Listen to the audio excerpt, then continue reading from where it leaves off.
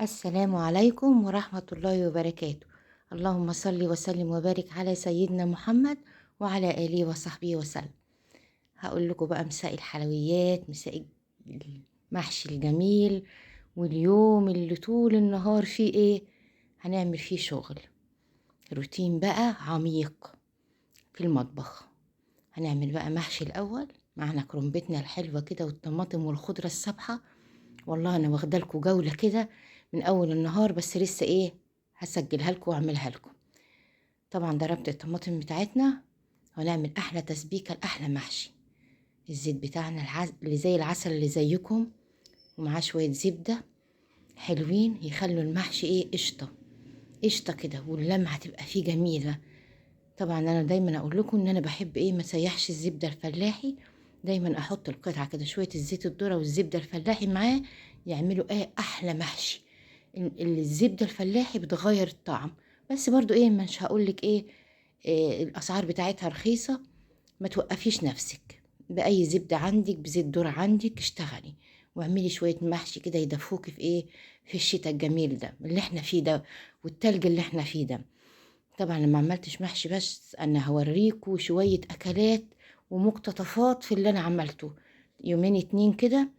طبعا انا بعمل غدا لابني لانه هياخد اسبوعين اتنين، ربنا يرجعهولي سالم غانم يا رب. فعملت التسبيكة، احنا شطار فيها يا رب كده ايه، زي انا بتكلم معاكم كده ايه، واقول لكم طبعا احنا عملنا المحشي 1000 مرة واحنا شطار فيه، فاحنا بنتكلم بقى ايه مع بعض. وانتوا شوفوا الفيديو وقولوا لي ايه رأيكم في الاخر، وعلى التعب اللي انا تعبته ده. طبعا ملوكة واقفة جنبي بتصورني، وانا بقول لها شوفي يا ملوكة، لو حبيتي تعملي محشي، قالت لي يا ماما انا مش هاكله، لان هي ما بتاكلش الكرنب يا جماعة. فبتقولي انا مش هعمله، انت اللي هتعمله لي، ايه رأيكم في الكلام ده؟ ردوا عليا. انا بقول لكم انا خدت لكم مقتطفات من يومي طول النهار. سلقنا الكرنبة بقى وايه، وبعد ما سلقت الكرنبة دي ما شاء الله، بيبقوا عندنا يقولوا في الاكل قرف.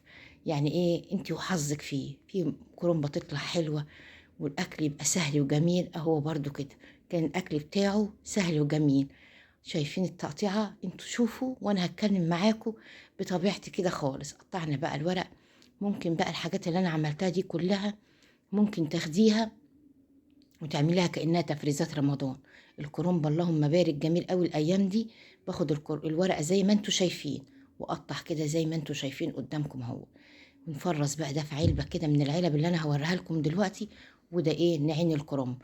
ممكن تطلعيه جامد شوية علشان ايه، يقعد في الفريزر. بس والله انا خدت منه حبة وشيلتهم اللي فاضوا، وطلعتهم تاني يوم الصبح برضو عملتهم، كانوا زي الفل يعني. حتى وهو السلق بتاعه كده، ملوكة بتقول لكم شايفين ماما مقطعة الورق جميل ازاي؟ ده التسبيكة بتاعت المحشي بتاعتي. اللهم بارك اللهم بارك اللهم بارك، كانت زي العسل. هنجيب بقى شوية لحمة بقى كده، عشان ايه، نعمل للدكتورة بقى شوية اكلات معاه وهو مسافر. شايفين؟ حطينا الورق اللورة بتاعنا والحبهان والفلفل الاسمر، وبحب احط جزر في قلب الشوربة بتاعتي. وحطينا لحمة السلق. هنا بقى الرز زي الفل مغسول، والصلصة بتاعتي هي باينة فاتحة عليه كده في قلب الفيديو، بس هي كانت جميلة وزي العسل. والخضرة مغسولة ومتقطعة، واحنا كلنا شطار. انا بوريكم يومي والحاجات. شايفين بقى الايه، ما شاء الله تبارك الرحمن. انا بحب الكرنب قوي يا جماعة، بحب اكله، وبحب المحشي بتاع الكرنب جدا جدا جدا. واسهل حاجة عليا يعني، بحبه ما بياخدش معايا وقت. يعني انا قعدت، وبعدين ولادي قاعدين بيقولوا لي ماما الساعة بقت دلوقتي كام، 2، البتاعة دي هتاخد في ايدك كام؟ قلت لهم عدوا عليا كده، نص ساعة بكتير يا ماما، هتعمليها نص ساعة؟ قلت لهم اه. شوية الرز الجمال بقى بتوعي كده، ونلف كده لفة كده جميلة كده بسيطة كده. كل ما الورقة بتاعت المحشي تبقى صغيرة، كل ما ايه الشكل يبقى جميل عليه. ما شاء الله تبارك الرحمن. بألف هنا وشفا يا حبيبي، بألف هنا وشفا يا حبايبي اللي ياكل. واتفرجوا بقى كده وشوفوا وتعلموا إذا كنتوا هتستفادوا حاجة. شايفين ما شاء الله اللمعة بتاعت المحشي، والحتة الزبدة بتاعتي بقى، وحطيت حتة على الوش. وملوكتي بقى حبيبتي حشت الكوسة. شايفين الجمال اهو؟ قولوا لا تسلم ايدك يا ملوكة على حشو الكوس. ملهاش يا جماعة في المحاشي والحاجات دي، انا هبقى اعمل لها لما تتجوز. وهي بتشوف وبتتعلم برضو. شايفين؟ خليها تتدلع. ادي حلة المحشي. هنزيدها بقى، حطينا معلقة صلصة بقى من الفايدة مننا، على شوية شوربة سخنين كده جمال كده بيغلوا كده. ونزيد المحشي ونحط معلقة زبدة في قلب الشوربة الجميلة بتاعتنا دي برضو، مع ان المحشي بزبدة. ما جبتش تسوية ولا حاجة، انا بقول لكم يومي ويعني ايه انا مصورة هنا بالعافية. ايه رأيكم؟ ما شاء الله تبارك الرحمن، بألف هنا وشفا للي ياكل، بألف هنا وشفا للي ياكل. اللهم بارك اللهم بارك. انا بحب احط بقى الايه الكوسه في الفرن، تستوي في الفرن، واحط لهم برضو ايه مين فيهم اللي كان بياكل بقى؟ مش عارفه والله يا جماعه مين. احنا ما كناش كلنا يوميها مع بعض.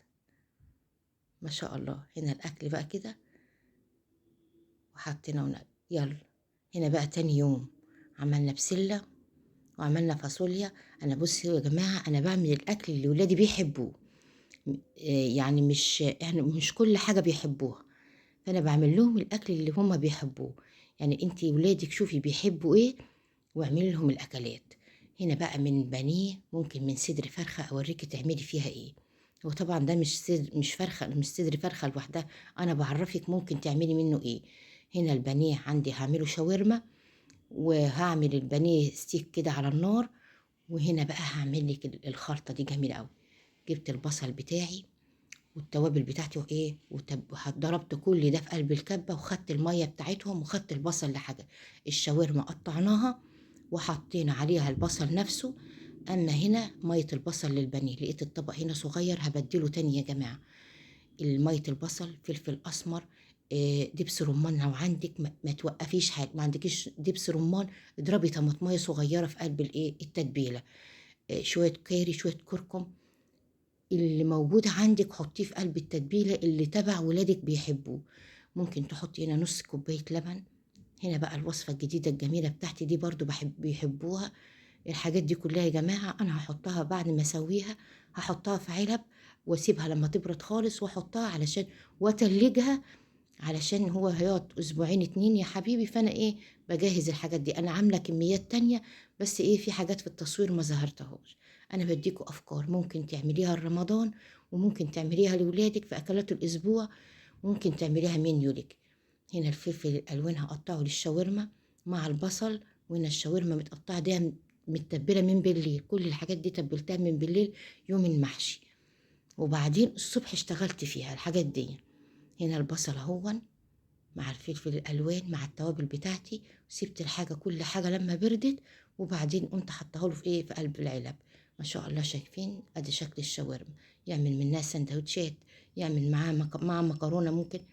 هنا طبعا الفراخ البانيه لما تتعمل في البقسماط والفيجيتار بتبقى ايه، لما تتعمل في الفريزر ما بتبقاش كويسه.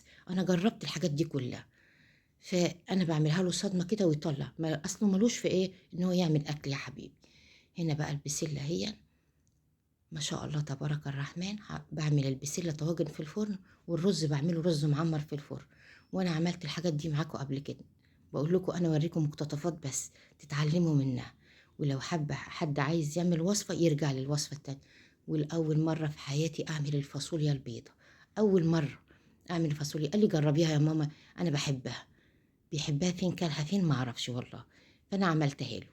عملت الفاصوليا البيضه التسبيكه بتاعت البسله برضو خدت منها، وقمت عامله طبقين. شايفين الجمال بتاع المحشي ده؟ تاني يوم بقى وانا ايه بحط في العلب. هنا اليوم وهنا اليوم ما شاء الله يا جماعه اهو. ايه رايكم؟ قول له تسلم ايدك يا شيري، لاني انا تعبت في اليوم ده كله. تسلم ايدك يا ملوك. مع السلامه، في رعايه